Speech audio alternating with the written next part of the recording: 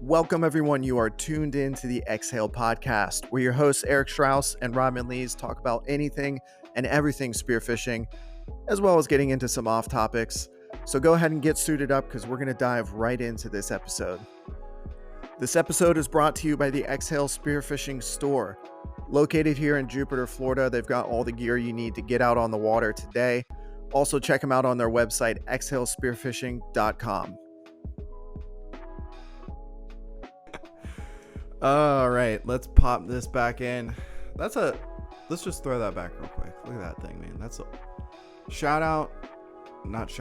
comment down below if you remember this logo. Shout out to Tommy. That's the shout out.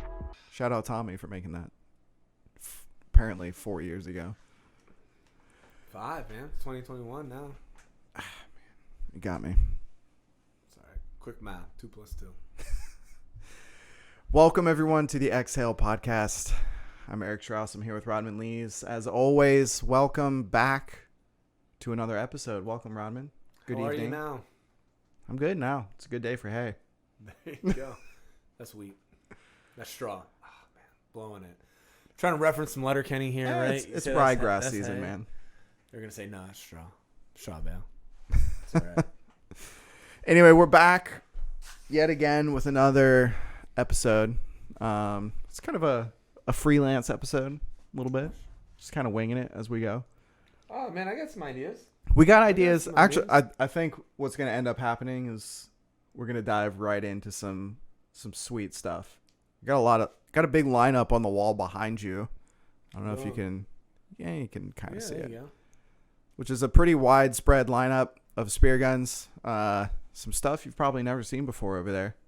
I don't know if we want to get right into that, or we want to kind of hold off a little bit.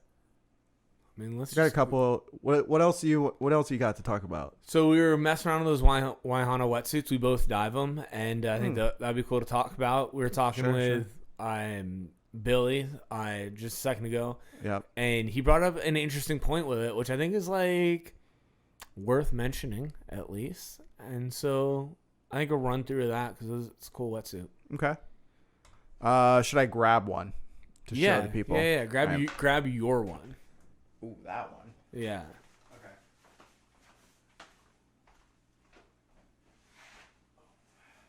You might as well grab your one and grab the what do they call it? Like what's their everyday suit? The essentials. The essentials. Yes, the essential suit. There you go. So while Eric's grabbing stuff, just you and us hanging out. There we go. Here I am.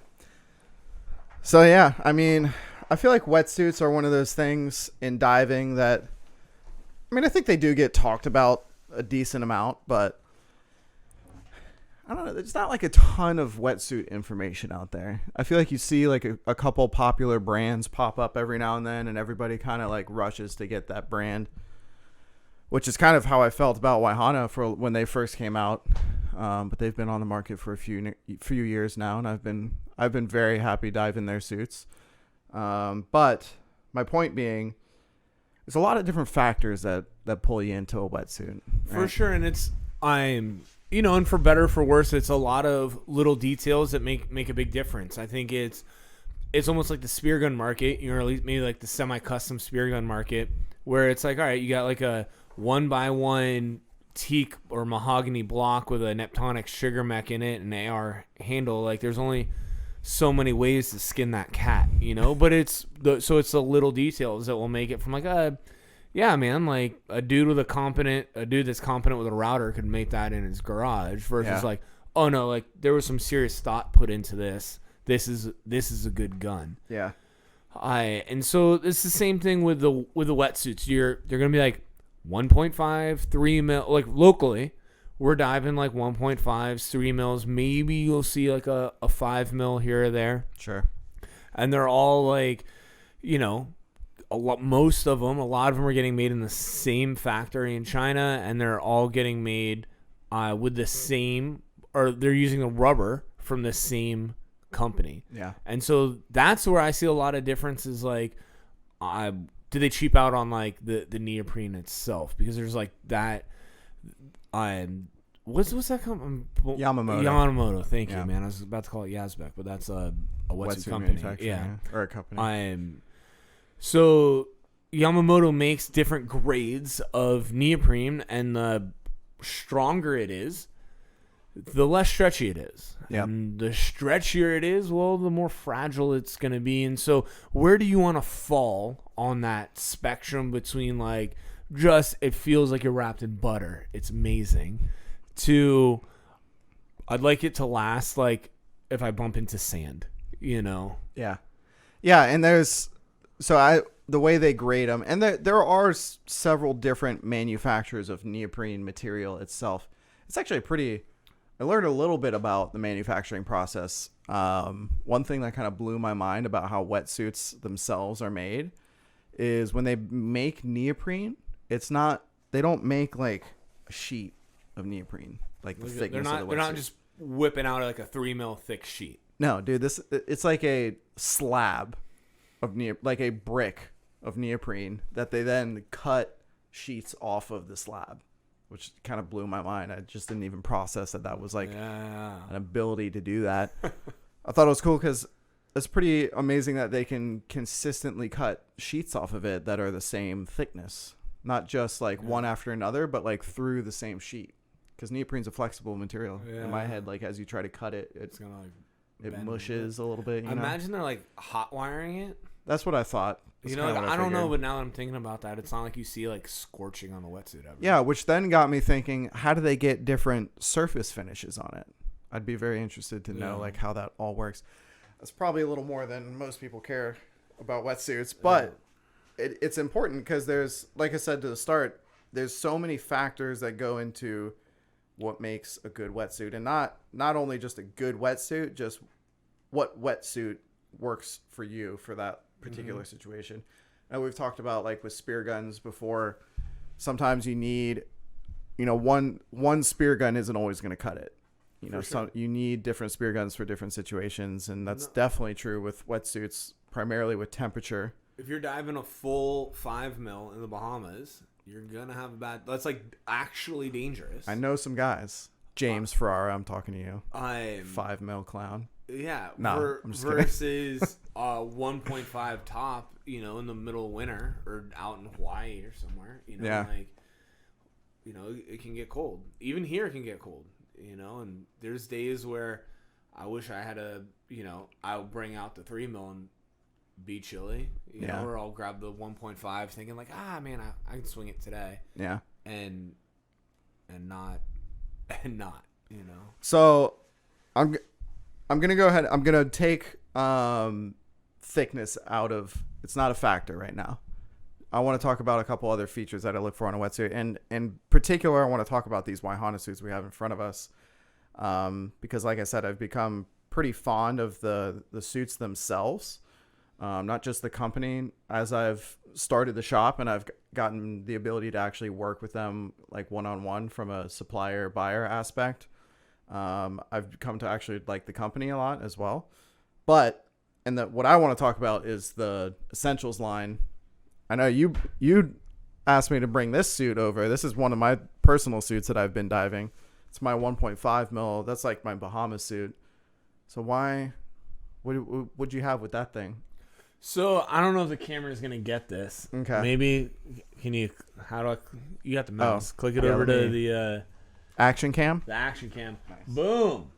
All right. So it has this kind of cool scales pattern, and while this doesn't look like it's that shiny, I'm on camera. It is metallic. The gold is metallic. It is metallic, and in the water, this thing shines. Shines a ton. And I always kind of like that from like a safety aspect. Like your buddies are going to be able to see you, in murky water or whatever. Yep. But we were just talking now, and this guy was saying that he was at the bottom of a flasher, and there happened to be sharks there. It's coming into springtime and in Stewart? Springtime in Stewart. If you're diving, you're going to run into a lot of sharks, and it's not like, oh man, we saw a shark. It is not like that. It is, there were 50 sharks on the surface kind of diving. Yeah, it does get like that. So a little bit different, and I think that he was like, man, that Wahana suit was awesome, but that guy literally looked like a flasher down there. Yeah. And I was like, oh man, that's an interesting point. Like I never really thought about it, like what that looks like. Yeah. We've talked about stuff like this before.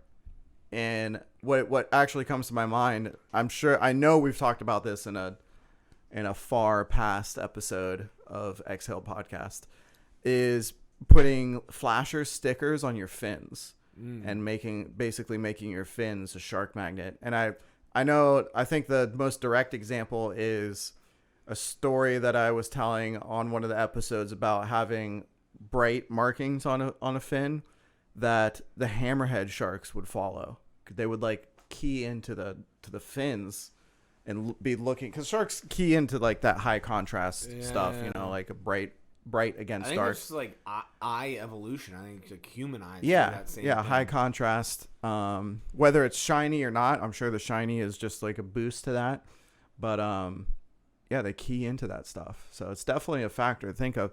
And actually, kind of leading into the essentials suit over here a little bit, they put this white graphic. We'll switch her back over to this guy. They put these white graphics on the men's suit. There's also a women's version that has the cup of grab of that. The men's suit has white on the hood and white logos. The women's suit has turquoise on the hood, which I kind of like better. Yeah, turquoise is I don't think I'm gonna fit in one of these suits though. I think that there was a company that was doing it with like, it was all rock camo, but like the rock camo right like across the shoulders and hips was orange. Yeah. I'm blanking on the company now that was doing that, but I kind of like from a seat, like again diving in Stewart though, you can get real murky water. Yeah. Being able to see your dive buddy makes a huge difference in the confidence that I have as a diver and the confidence that I have as a safety. Like really knowing, like, all right, he's down there. I know exactly where he is. I'm going to be in position, and I can see what's going on. Like, what is he doing? Yeah, it's kind of, I guess, to a certain point, it's a little bit of a two-edged sword.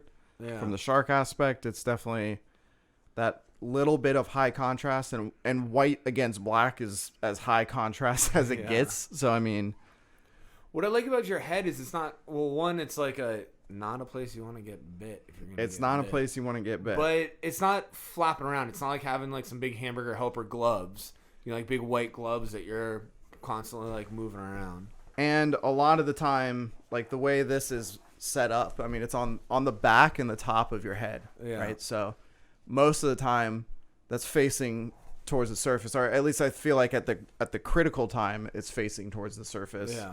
And that's when like you finish your dive and you're coming up, and that's when sharks like to follow you up to the surface. So at least they're not like staring directly at this. It's kind of facing away from them. Or even if you're like face on with a shark, it's behind you and up. It's not something that they're like directly looking at. But when there's 50 sharks around and there's 25 behind you and 25 in front of you, it's the ones that the 25 sharks that are behind me that I'm worried about. Yeah. It's not the ones I can see that I'm worried about. However, I mean, I guess leading into specifically, we need a wetsuit hanger in here. I wanted to talk about the essentials suits. So I've been doing little short videos on Instagram that I'm calling Eric's Rapid Reviews.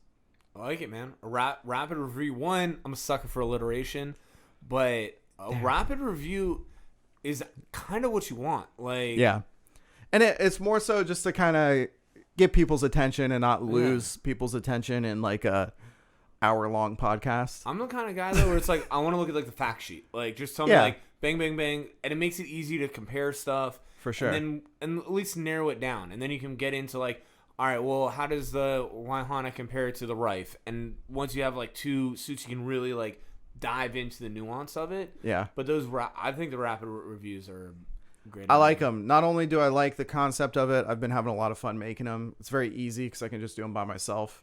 And when I've got nothing going on at the shop, I come in here with my good lighting, you know, that selfie lighting looks fire, and make a quick video. So I've been doing a lot of spear guns. So if you guys want to check those out, they're on Instagram. They're on like IGTV videos. but they're on my main feed, so you can find them on there. Just kind of dispersed through. But today I filmed one for the Wahana suits, the essential suits. And Wahana's been around for a few years now, but this essential suit, I keep pointing out because it's on the ground, is a newer suit to their line. So they've typically made 2 suits, one being this one that we've checked out with it's a really cool pattern they called the Goliath pattern.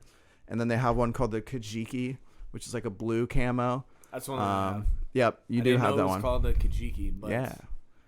I don't know what that means. What does that mean? That sounds Japanese, dude. I have no idea. Yeah, I figured it was. If it's not Japanese, Hawaiian. I just offended somebody, I'm sure. But, no news there. So yeah, this is a newer suit in their line. It only comes in black. They do make a men's and women's version of it, like I just said, as they do all their other suits. So it's a different cut for men and women, different shape. But what's cool about this suit is this is a full two-piece suit. We're looking at a sub $300 setup, which is nowadays pretty difficult to find a quality wetsuit under $300. I think these run $280, I want to say, something like that. all right. Which is, for the quality suit that you're getting, for like the level of quality, is pretty insane price. I've seen there's other suits that you can definitely buy suits for less than that. You can definitely buy suits for around the same price, but I have yet to find a suit that's a better quality for that price range. Yeah. Best value suit. It's definitely one of the best value suits I've come across. And there's some features that I'm looking for in a suit that I think makes that. So number one, every wetsuit needs to be glued and blind stitched, right? So all these seams, it's not really something we're going to be able to show on camera, but all these seams, they look stitched from the outside, but from the inside, there's no visible stitching. They're actually glued together. And that stitch only goes through like the top half of the layer and then brings everything together. Makes it so you don't have any felt seams. Like you can't feel the seams. It's not perceivable from the inside of the suit. Particularly important on open cell suits. This essential suit is a closed cell suit, which is something myself and most freedivers have always shied away from closed cell suits from a flexibility standpoint. Again, this is not something that I can probably really show on the camera, but it's a very loose weave inside. It's not a new idea. There's other suits that have tried this same concept. I feel like for some reason, whatever combination of materials they used on this guy, I'm very impressed with the flexibility. It's a very comfortable suit. The Wahana suits all come with like the little SOS whistle and stuff. So it's just kind of like a tricked out suit for a really good price.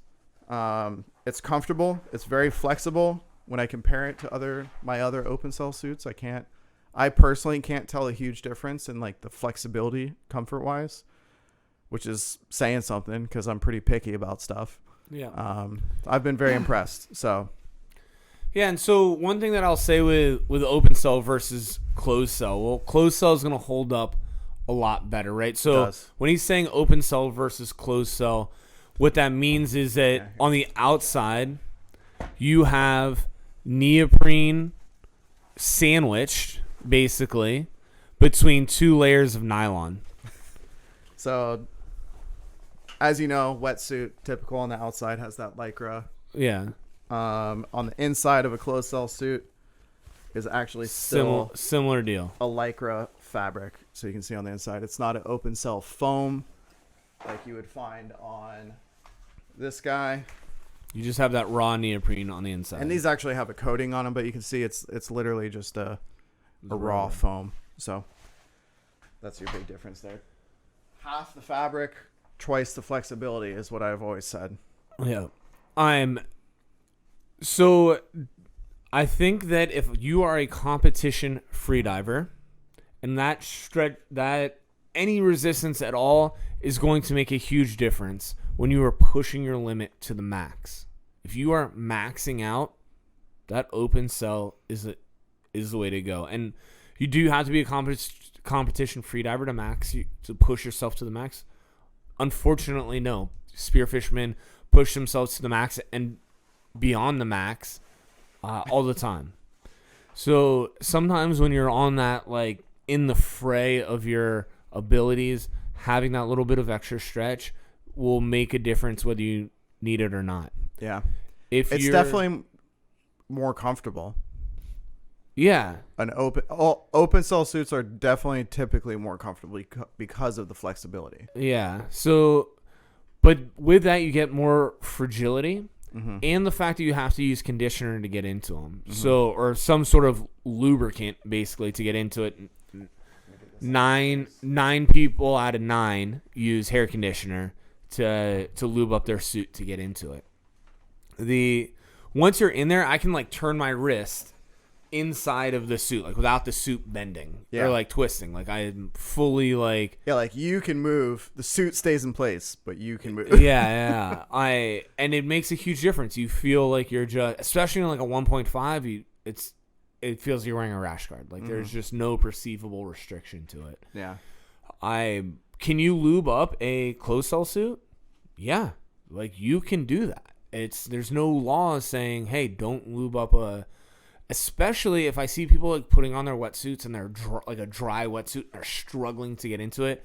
I used to see growing up, like scuba divers put like a shopping bag like on their foot. Did you ever see that? They put like a shopping bag on their foot and to like get their foot into their wetsuit legs. No, but I like that. That's smart.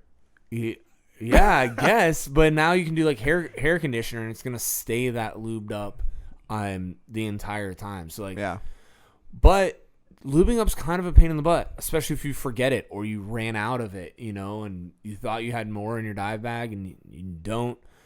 It's kind of a pain in the butt. And the open cell suits are more fragile. Like me personally, I like to trim my toenails. You, man, you got them freaking osprey talons down there. Raptor claws. You don't want to like, even something as stupid as that though, you're going to like nick a suit. Like you could cut it. I mean, we've both worked in dive shops, and now I own one. How many suits have you seen open cell suits have you seen people try on and then give them back, and you go and look at the inside of the suit and it's just torn to shreds? Yeah. Because they don't know that you can't grab and like pull an open cell suit like this. It just doesn't hold up. Yeah. And all the time. So with that being said, like, you're trading a ton of durability and you're only losing like a couple percentage points of like your breath hold. Like it's not like you're like, hey man, you don't have an open cell suit, man, you ain't gonna be able to do it. Like no. Like you definitely can. I think of it as like we were talking about this off the air, and I was thinking about like what else do people like choose practicality over like the extreme performance. And I don't know why my mind went to this, but an extreme example would be like concealed carry weapons that people bet their lives on. More often than not, it's like a Glock, and like, I don't know, you got to understand what I'm talking about, but that's like a basic gun. Like the trigger's not good, the sights aren't good. Like a stock Glock is like functional. It doesn't look cool. No, like a full kitted out race pistol is going to be way more effective. But do people carry full kitted out race pistols? Some people do. Yeah, exactly. Most people don't. And some people dive like crazy smooth skin wetsuits. I like this comparison. It's a good comparison. Nice. And I don't think it'll resonate with everyone, but if anybody that does resonate with, that's a great comparison. Thank you. And that you're betting your life on that. This is like, man, knock on wood, I'm not betting my life on it. I'm just trying to like get a little bit more practicality out of it, save a little bit of money maybe, and get a little bit more practicality out of it. Yeah. And I will say a wetsuit like is a really important piece of kit. There's a guy Matt in here in the shop earlier, and he was saying like, man, I'd really love like a pair of carbon fins. He's kicking plastics right now, and the jump between plastics and carbon is night and day. But he's like, man, I blew all my money on a wetsuit. I'm like, man, that that was a good call. Yeah. Like, wetsuit. That was a better spend of that. That was money. A better spend of that money. money. Only get one or the other. Yeah, the carbons are sexier. There's no doubt about it. The carbons are cooler. But what's gonna make you hold your breath long? What's gonna lead to bigger dives? You diving warm. And you're freezing cold. You ain't diving like you should be. The only reason that guy got super fired up on getting carbons all of a sudden is because somebody else came in and bought carbons. Carbons are cool. Carbons are cool. But But he did just get a carbon spear gun, so you got that little taste. yeah, I love me a carbon spear gun. that not only just a carbon spear gun, but that gun is gonna be like, that gun is literally a laser pointer. That is like the straightest shooting gun. Just talk a lot about shaft axis. Like that thing's shaft axis is awesome. The trigger mech, phenomenal. You know, like I can only think of, you know, like, Speaking of shaft axis, if you go watch Eric's rapid reviews on Instagram, it's probably the only spear gun review that I compare shaft axis across different spear guns. So go check that out. there you go. That's just like, and it's carbon, so it's super stiff. You're not gonna get any like whip or bend in the tube. Like that is just a sweet gun. It's a good gun. That's a sweet I think it's a gun. great gun for him. I think to kind of summarize on what you were wrapping up. Let's just say, like, yep. that was Carry Eric at the shop's got a. Where's my camera? We're on that one. Yeah, Eric's got this was a used gun too. Yeah. So like he got a smoking good deal on it. Eric, if you have you have a gun that you're looking to get rid of, Eric might buy it from you. I might buy it from you. Might. What? That's what I'm saying.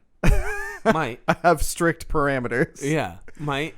And I'm not buying your 45-year-old AB Biller Sea Hornet Voight Swim Ocean Master. Rhino. Yeah.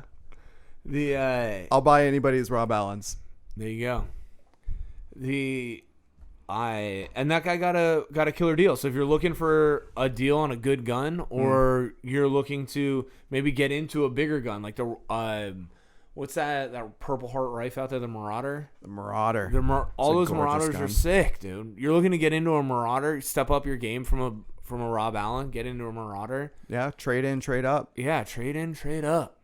I only had 2 used guns. One is gone now. The other one is right behind you. It's that Hatch Amaro. That's a sweet little, I mean, if you want a used gun that isn't used, that's your freaking deal right there.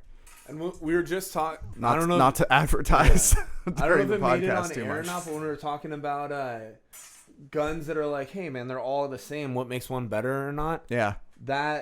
This thing is one of the better ones. Like, yeah, it's a great. I've personally shot that gun. I was very impressed with it. It's a Neptonics mech, stick a teak with a epoxy enclosed track. I mean, it's not like there's nothing technologically like mind blowing about it. Yeah. But the gun works. It shoots straight. Not a huge fan of that particular Neptonics mech. I think it's good, not great. The one thing that's cool about that hatch gun is it's not a laminated gun, which pretty much all spear guns are laminated. Explain that. So most wood guns, when they put them together, so there's like a aging process that has to go into a gun blank, right? And if it's because over time, as moisture leaves that wood, doesn't matter how hard it is, what type of wood, whether it's teak, Purple Heart, Ipe, mahogany, they all warp as moisture leaves the gun. It changes shape, right? Because that wood shrink, the cells physically shrink. And it takes years. It takes several. I'm no wood smith. Ain't messing with dead trees. I'm not a dead tree carcass manipulator, but it takes a very long time. The quick way around that is you let the blank age, and then to a certain point, not nearly as long as it theoretically should, and then you cut laminates, thin laminates off of that blank, and you reverse the grain pattern and glue it back together. So you like alternate the grain pattern back and forth. So that way, as those laminates warp, they cancel each other out. That's kind of like I don't know. If you're a woodworker or a spear gun maker, feel free to correct me in the comments. But that's my like general grasp behind why laminates end up with a technically straighter gun. Now, what happens is sometimes you can get laminates that warp at different rates, or maybe somebody forgot to rotate the grain on one of them. So now you have one that's like off balance. So you end up inevitably getting a few guns that warp. That hatch is not laminated. It's cut off of a blank that I assume is aged the proper amount of time, which, like I said, takes years, and then cut out of one piece of wood. So it literally will not warp. It can't. And the laminates can't come apart. Can't like delaminate. So that's also a nice feature. So it's just a cool thing that kind of, every time I talk to custom gun builders, which, like we've said, you know, half of them are just the stick of teak, 2x4 of teak with a Neptonic spec in them. My first question to any gun builder is, what makes your guns different from everyone else? A lot of them have a hard time answering that question. But I think that's a great answer to Hatch's question. Yeah. You know, this is not a laminated gun. And I think that sets it apart. So if you're looking for a used Hatch Amaro, it's weird seeing a warped stock gun. Like, yeah, I've seen a few. Oh yeah, I was gonna say I haven't seen a ton, but I've definitely seen them, and it's weird looking down a gun, and I mean I remember one that was like real warped. Yeah, you know, like I don't know if it was someone was like leaning on it in a hot garage or something. Yeah, like, I've put some up against like a right or a square, like a straight edge. And visibly, like, I mean, you can see daylight through that. Yeah. Like, bad. And it's all of the ones that I've seen that are warped are either homebrew guns that were not laminated correctly or were not laminated and were not aged correctly. So you get, like, a one piece. Like, literally, people will take just a brick of teak and cut a gun out of it and expect it to be fine. And then, you know, a year later, the thing is like this. And I mean, it's extreme. Yeah, I've seen one that a guy made in his garage that was like, he just brought it eventually to show me. He was like, man, look how bad this is. And it was bad. I mean, it was way beyond unusable. Like you couldn't even get a shaft into the gun. Yeah, that's crazy. It was that bad. So it's a cool gun. I like that hatch. It shoots great. Nice. All right, back to wetsuits. So I've mentioned for a second, some people, like when I was talking about the race guns, some people dive slick skins. And so one thing to look for on a wetsuit is, if I'm even comparing wetsuits, I'm going to grab the sleeve and give the sleeve a tug. And you are going to notice a huge difference. Give your sleeves a tug. Give your sleeves a tug. Letterkenny all over this.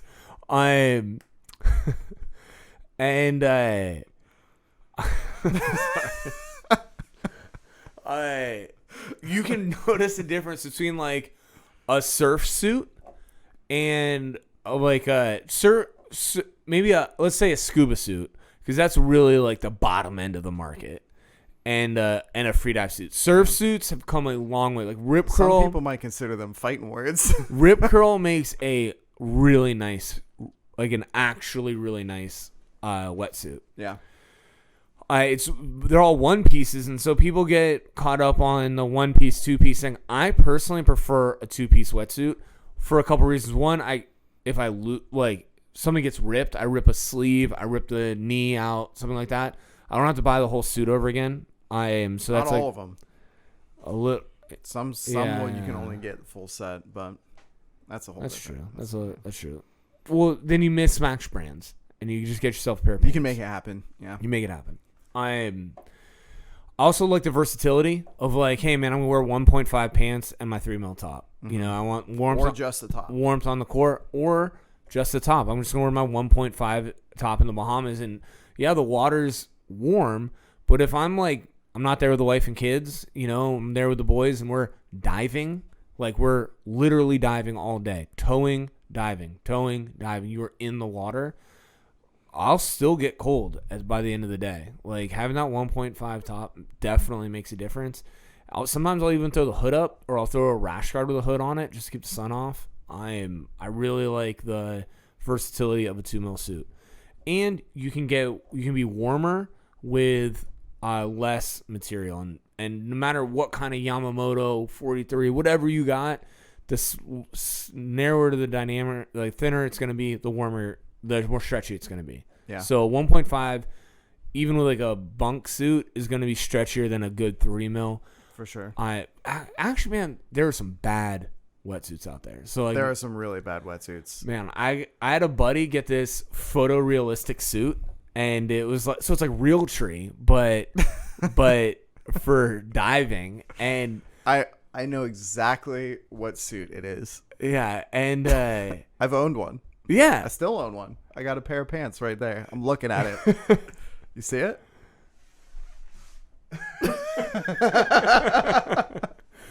Those things literally are made out of canvas. Like, there's just no stretch in them at all.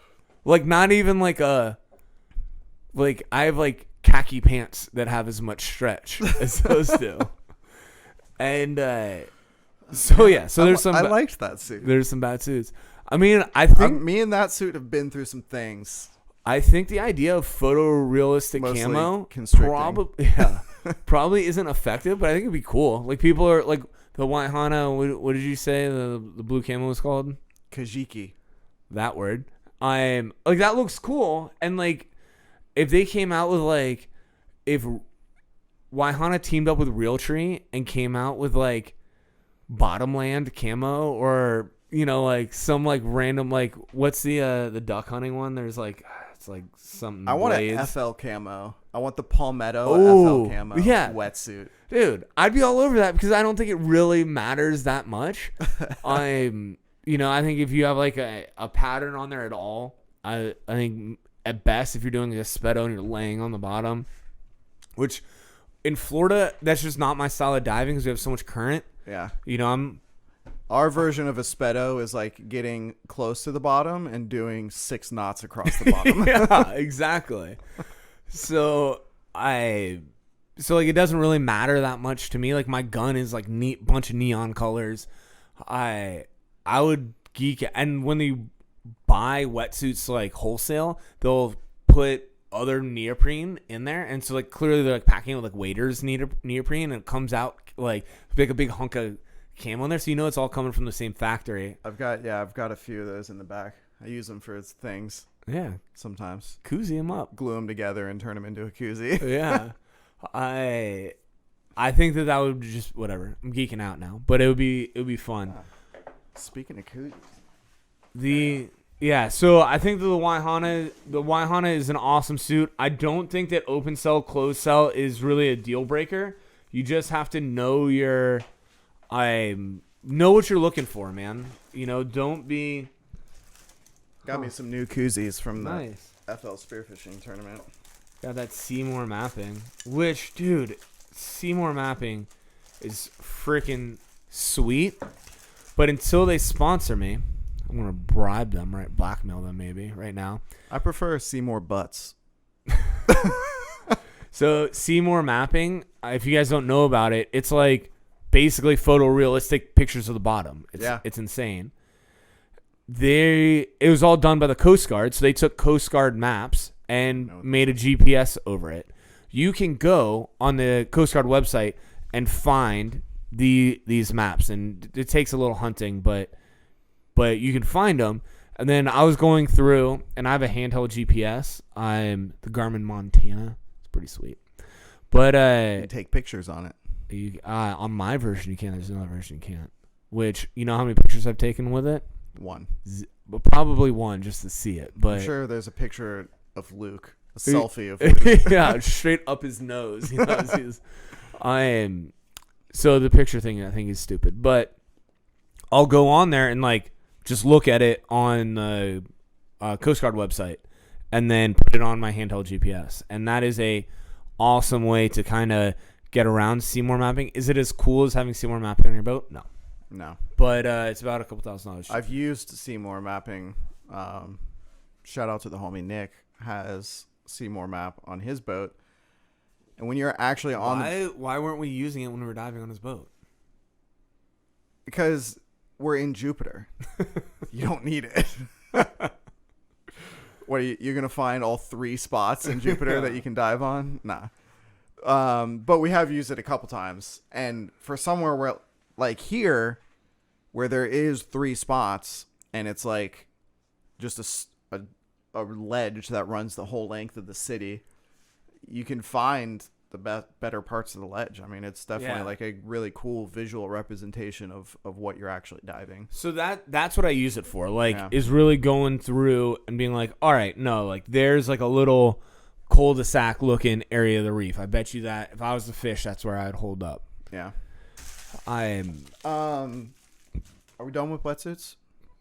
No, slick skins. You can get your wetsuit, the outside of it and the inside of it, coated with a wide variety of stuff. Yes. There's coatings that they've banned in the Olympics in college swimming that you can get fast because they're too efficient. Yeah, and hydrophobic coatings. Yeah, and like, why aren't people doing that? Probably because they're fragile. But I'm gonna put this guy away. But I think that's cool. I think I heard it was there's like different textures of smooth skin. The smooth skin suit, so you got to watch out with your ankles. If you jump off a boat and it's like 20 feet, you just hit the bottom, you'll break your ankles. So like, you got to be careful. I don't know if that's true. Dude, it's hydrophobic. It repels the water. You just fly right through. I like the sound. This is like true smooth skin. So imagine that on both the outside and the inside. Yeah, that's the cuff of this wetsuit. And then, as an example of like one type of coating, we showed you the inside coating of this. While this, there you go. There's a nail cut. That's from my nail cutting right through it.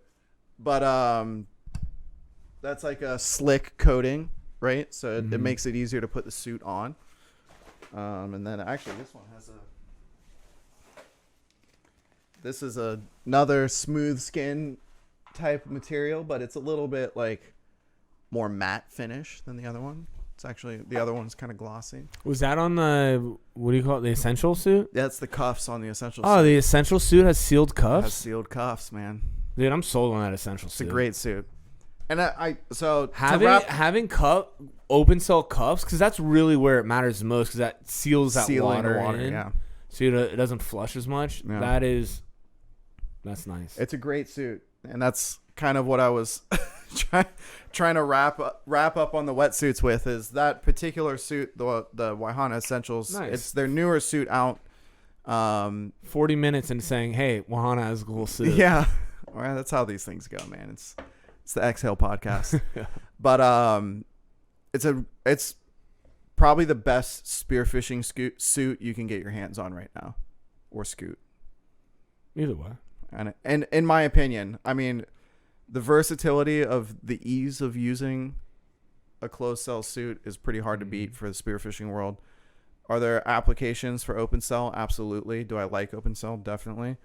But more and more often, I'm finding myself leaning towards closed cell suits, and it almost like pains me to say that, because I've always had it drilled into me that open cell is the only way to go if you're freediving. But I just find it's not even like a conscious thing. I just find myself wearing closed cell suits more often. Yeah, like I got a pair of closed cell freediving pants from a company came out with it and was like, hey man, it's a Henderson suit. It was a Henderson suit. Yeah. And they just which is a scuba suit. Yeah, and it just wasn't stretchy. Like I noticed a difference in performance. I liked it because I was teaching freediving, and so like I was always getting dressed on like on the boat, and I was always getting dressed on the front of the boat and letting all the students get dressed in the back. And if I use conditioner, well, I'd like flood the boat with conditioner. Like I wouldn't flood the boat, but I couldn't help but walk back to the back of the boat with my conditioner on my feet. Yeah. And I would make the deck slick. So and students are flying all over the place. Yeah, and it was just, like it was just a pain in the butt. Like I was conscious of it. No one ever said anything to me. There was never an issue with it. But I was just conscious that hey man, I'm getting the deck conditioner slippery.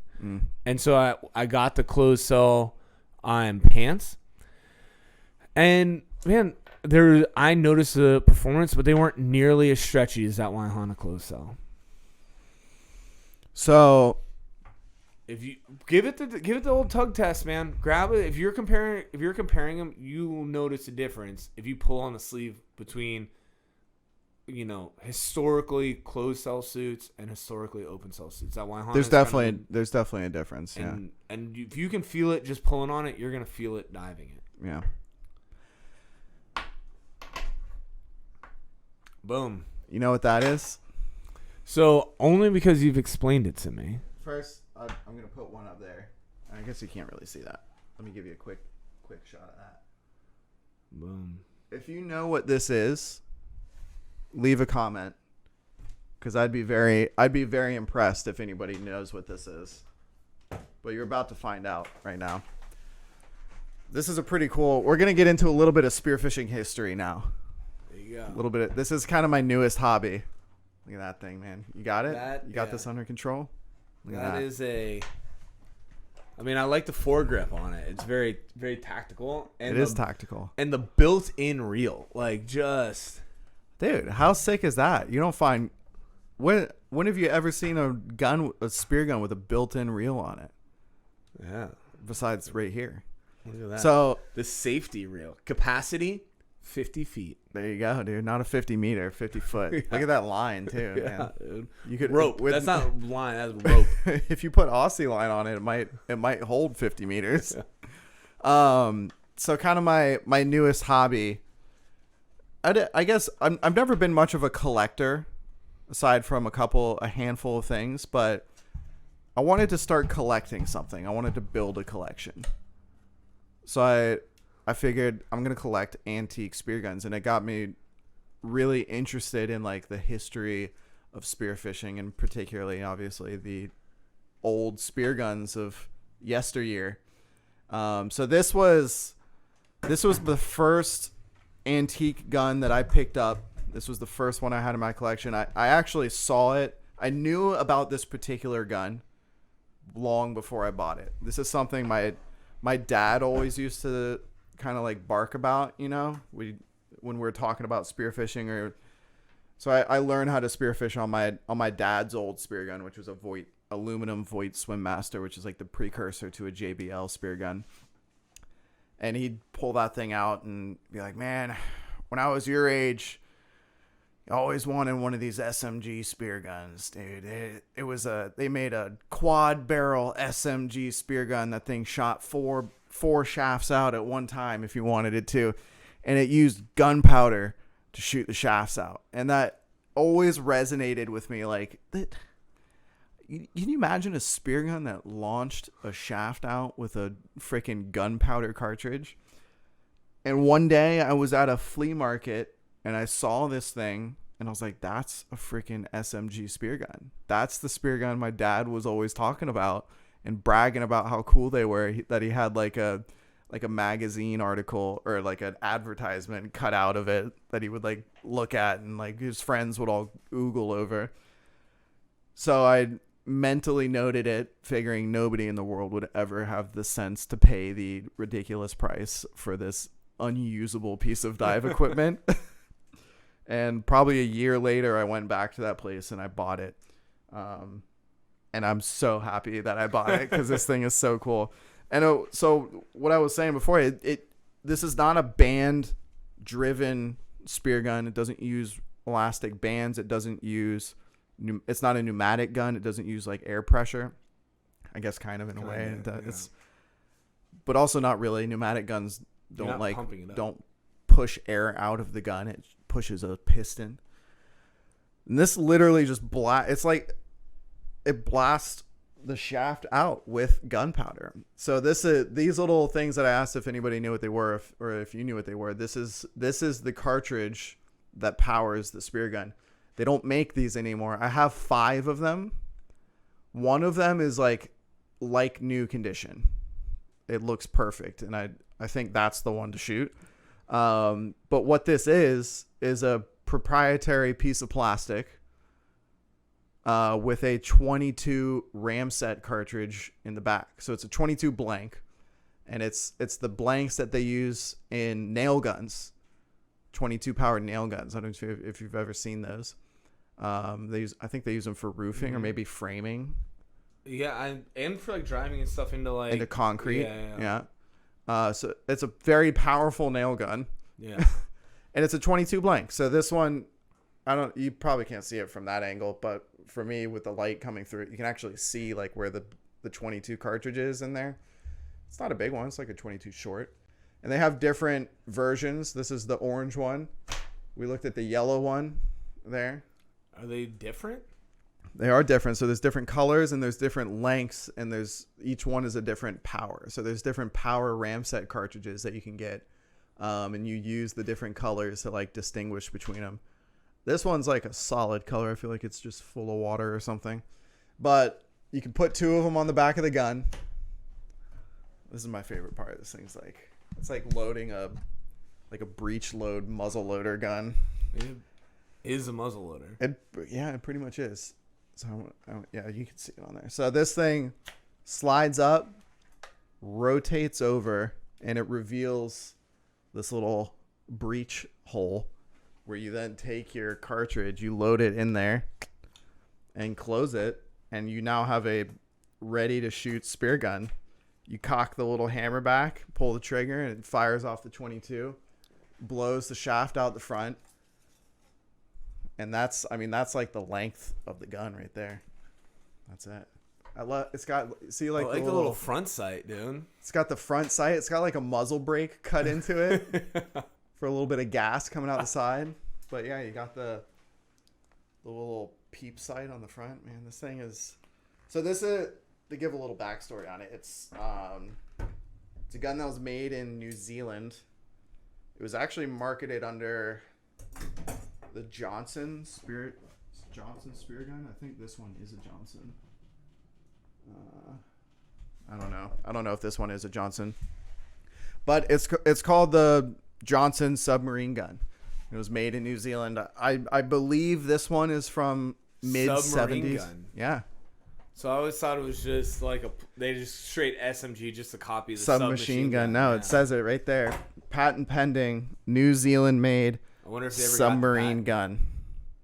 I doubt it. And that, so it was built under one company, and then I think Johnson bought the patent, or if it ever existed or something. But I do believe this gun was early mid 70s, maybe late 70s at the very latest. It's in pretty good condition for what it is. It's in shooting condition. Yeah. And I would love to shoot this thing one day. You gotta blast something that they blasted in the 70s. You know, I'm just gonna leave it at that. Sheep's head. They blasted. Is probably what I'll shoot with it. I also just particularly like. Oh, this is the best part. This is one of the best parts. The 3. Hold on, let me get you a good camera shot here. You got to check this thing out. So, tip, just big old honking tip, but look at all of those floppers. Tri-flopper. I'm going to tell you right now, dude. Tri-floppers are coming back. No, they are not. Tri-floppers are coming back, man. I saw a video on what's the Instagram page? Spearfishing reviews? Spearfishing memes. The good one. Those are the two. I'm blanking on the name. The good one. Xhale freediving. Yeah, let's say that. Of a guy shooting like a schoolmaster snapper or something with a freaking tri-flopper shaft. Here's the best part. You put a golf ball size hole in that thing. It was a staggered tri-flopper. It was a double flopper on the tip with just like a third flopper hanging in the middle of the shaft. Hey, man. You know? When I saw it, if you got them. I was fired up on it, dude. I was like, dude, tri-flop is coming back. You know what I want? Just drill a bunch of holes in my shaft. That's what I want. Hey, perforate that hole. If you got one, you might as well have a few. Yeah, that makes sense. Anyway, cool.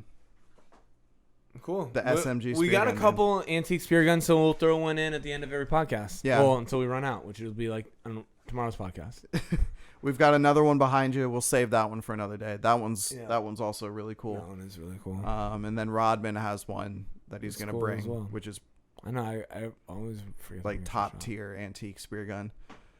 But there's a lot of them out there. If you start looking at, I know you just crush the historical side of it. I'm gonna have to Google this thing to get more deets. So I've been trying to acquire more and more information about the ones that I've got. I've got a bunch of information on the one behind you, including some really cool original photos of the guy that built the spear guns in his booth at the DEMA show in the 70s, like chilling in his spear gun booth at DEMA show. That's cool. Which is, if you have a really antique spear gun, man, bring it to the shop so Eric can check it out. Yeah, let me check it out. Or if you want to sell it, dude, I'll buy it from you. Yeah. But this, I have also some really cool blueprints of this that I found. Some original patent blueprints from the SMG spear gun. Dude, you need to find someone that does 3D printing and just print out some more of those cartridges. That's so what I was talking about. So you can have some fun. Have some fun with it. Like Yeah, there is nothing. Like you don't need that to be anything other than like a placeholder. Yeah. For that cartridge. So the purpose behind this, after research, because I was always like, what's the point of the plastic thing? Just put a 22 in it. Yeah. 22 blanks are just a piece of paper in the front, so they're not waterproof. Gotcha. Obviously, if the gunpowder gets wet, it's not going to work. Yeah. So this plastic piece is sealed. You see on the end, it's blocked off. And actually, it has a double purpose. Number one, it seals the cartridge from water. It holds the cartridge in the back. It's got a little metal ring around it. And the shaft would just fall out the end of the gun. So this actually notches onto the back of the shaft and holds the shaft. Dude, now it holds the shaft in the gun. So it does have a purpose. But this thing, it basically like dovetails onto there. And when it's in the barrel, it kind of like squeezes it too. You know? Yeah. So it holds it really well. But when you shoot it, that's a one-time use piece of plastic because it's sealed with gunpowder inside of it. So it's like a shotgun shell essentially. See, I was thinking this was going to be really easy until this just. No, but you could 3D print that, no problem. For sure. No problem. I want to show one more thing on this shaft too. How are you not into 3D printing? If I had a, I do want one. I've done it in the past. You seem like the kind of guy that would get into needless. You're gonna like 3D print a fork or something just to like over engineer. At my high school, and I loved it. And that was when like 3D printers were not a thing yet. You know, it was like mind blowing that was a thing. So I want to show this slide ring real quick. What do you? Yeah, is that like plumber's epoxy? Like what do you got going this on thing? There? This freaking seagull poop of a weld. Is that metal? It's metal. But I don't know if it's steel. I don't know what it is. But I mean, that is an abomination. But it gives it a little bit of extra character. You know, look at that thing up close, man. That is just disgusting. It's kind of sick. Though. It got the job done. You welded a turbo onto your Jeep, and you know I've seen welds like this before. Yeah, if anything, that's a little bit better. I don't want to give it too much hate. That's definitely what I like about it is it's just a giant weld booger that they drilled a hole through. It's not like they welded something to it. No, it's just a bunch of weld a little loop on it. No, a metal loop. No. Let's pile this freaking molten metal up as high as we can and send a drill bit through it. It's pretty sick though. That's so funny. So that was my first addition to the collection, and I'm pretty proud of it. I think it's a sick gun. And the place I bought this from also has a double barrel one, and I plan on buying that as well. It was twice the price. I don't want to say how much I spent on this one. It wasn't too bad. This gun was $300. You shouldn't have said it. The double barrel, 600. The guy was asking $900 for it, but it comes with like 4 shafts and like 30 of these. Oh my god, dude! No, man. No, I'm better keep playing that Powerball. I'm not on camera. Yeah, I need to sell some spear guns. No, I feel like this thing. thing's out of focus. But it anyway, might be. Who knows? Maybe it's just my eyes. It means it's time to go. It is time to go. Thanks for watching this episode, everyone. as always, we appreciate you tuning in. Leave a comment down below what you want to maybe hear us talk about in the future. And I'm not trying to drive content here. I'm literally just trying to like come up with ideas. I'm trying to drive content, not traction. I mean, we can come up with ideas, but I want the ideas to be like interesting to people. Yeah. Maybe let us know some ideas for like a segment of the podcast. Like I feel like this can become a segment if I continue to buy more antique spear guns. Like maybe it won't be on every episode, but maybe. Well, we only have 3, so I wouldn't have to worry about it. Potentially 4 if I drop 900. If you drop $900, I'm out. I'm quitting. But yeah, let us know down in the comments what you think of this episode and ideas for future episodes. Make sure to leave a little thumbs up, maybe if you're on YouTube, on Spotify. Now you're trying to drive traction. Give it a little thumbs up too. You got to, man. No, you don't. Yeah, you do. No. You got to. It makes it sound more official too if you like have your little spiel at the end. No. All right, whatever. We'll catch you guys in the next episode. Until then, keep spearing fish. And that's all I got.